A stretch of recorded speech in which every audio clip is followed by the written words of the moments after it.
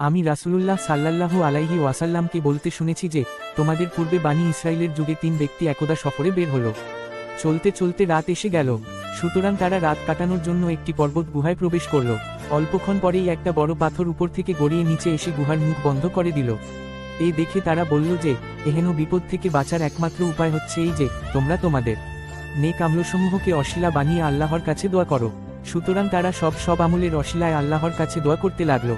তাদের মধ্যে একজন বলল, হে আল্লাহ, তুমি জানো যে আমার অত্যন্ত বৃদ্ধ পিতা মাতা ছিল এবং এও জান যে আমি সন্ধ্যা বেলায় সবার আগে তাদেরকে দুধ পান করাতাম। তাদের পূর্বে স্ত্রী, ছেলে মেয়ে ও কৃতদাস দাসী কাউকে পান করাতাম না। একদিন আমি গাছের খোঁজে দূরে চলে গেলাম এবং বাড়ি ফিরে দেখতে পেলাম যে পিতা মাতা ঘুমিয়ে গেছে। আমি সন্ধ্যার দুধ দহন করে তাদের কাছে উপস্থিত হয়ে দেখলাম তারা ঘুমিয়ে আছে।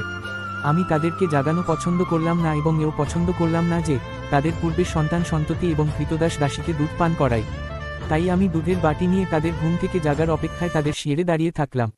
অথচ শিশুরা ক্ষুধার তাড়নায় আমার পায়ের কাছে চেঁচামেচি